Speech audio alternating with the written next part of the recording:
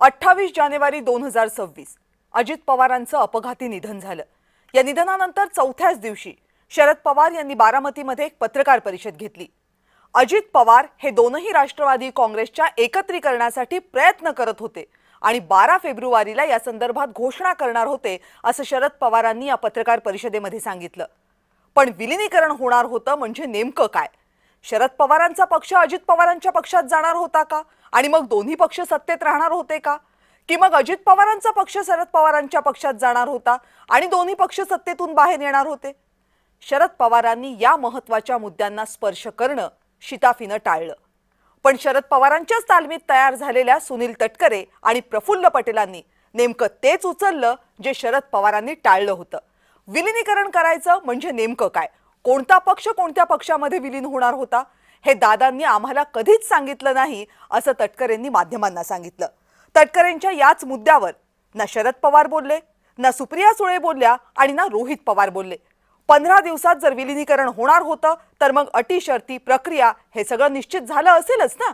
मग विलीनीकरण होणार होतं असं म्हणणारे शरद पवारांच्या पक्षाचे नेते त्याबाबत काहीच का बोलत नाहीत? दुसरीकडे उपमुख्यमंत्री पदाचा पदभार स्वीकारल्यावर सुनेत्रा पवारांनी थेट दिल्ली गाठली आणि मोदी शहांची भेट घेतली। मोदींसोबत सुनेत्रा पवारांची जवळपास 40 मिनिटं चर्चा झाली। त्याच वेळी रोहित पवारही दिल्लीत होते। त्यामुळे विलीनीकरणाबाबत महाराष्ट्रामध्ये जे बोललं जात नाहीये ते दिल्लीत बोललं गेलं का अशी ही शंका उपस्थित होते। दोन्ही राष्ट्रवादींचं विलीनीकरण हे महाराष्ट्राच्या सत्ताकरणासाठी फारसं महत्त्वाचं नाहीच आहे, कारण महाराष्ट्रात भाजपला शरद पवारांच्या 10 आमदारांची गरजच नाहीये।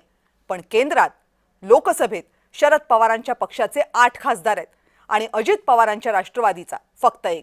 भाजपच्या दृष्टीने विचार करा, शरद पवारांची पार्टी सोबत असणं हे फडणवीसांपेक्षाही मोदी शहांसाठी जास्त गरजेचं आहे। कदाचित त्यामुळेच की काय विलीनीकरणावर चर्चा होणारच नाही अशी भाषा अजित पवारांच्या शिलेदारांनी अजूनही केलेली नाही। पण राजकारणामध्ये सगळं काही वेळ ठरवत असते। मोदी शहांना काय किंवा अजित पवारांच्या पक्षाला काय सध्या घाई करायची फारशी गरज नाहीये। पण अजित पवारांच्या निधनानंतर लगेचच शरद पवारांच्या पक्षाकडनं विलीनीकरणासाठी प्रचंड आतुरता दाखवली जात असेल तर ती का या प्रश्नाचं उत्तर कदाचित शरद पवारच देऊ शकतील। अजित पवार यांचं अपघाती निधन झाल्यापासून दोन्ही राष्ट्रवादी काँग्रेसच्या विलीनीकरणाबाबत चर्चा सुरू आहे। पवार गट राष्ट्रवादी काँग्रेसमध्ये विलीन होणार की नाही याकडे सगळ्यांचं लक्ष आहे। विलीनीकरणासाठी शरद पवार गटाच्या बाजूनच उत्सुकता जास्त आहे। सुप्रिया सुळे आणि अंकुश काकडे यांनीही आज याबाबत वक्तव्य केले। बऱ्याच लोकांना बऱ्याच गोष्टी माहिती आहे, पण अनेक वेळा लोकांना आवडत नाही मी हे बोललेलं। पण तुम्हाला सगळ्यांनाच माहिती आहे माझं पोट किती मोठं आहे आणि आज माझा भाऊच नाही राहिला हो। त्याच्यामुळे आता काय जुनं उगाच कुणाच्या बद्दल काय काढावं। माझ्या भावाचं आणि माझं जे काय बोलणं होतं ते दादाच्या आणि माझ्यामध्ये आहे आणि ते वास्तव आहे। जयंतरावांचं स्टेटमेंट आपण पाहिलं असेल, ते त्यावेळेला म्हणाले, दादा म्हणाले होते की ठीक आहे, जयंतरावांना जी तारीख असेल त्या तारखेला आपण एकत्रीकरणाचा निर्णय करू आणि माझ्या माहितीप्रमाणे ती तारीख 12 तारीख ठरली होती। राष्ट्रवादी काँग्रेसचे प्रदेशाध्यक्ष सुनील तटकरे यांनी मात्र यावर सावध प्रतिक्रिया दिली।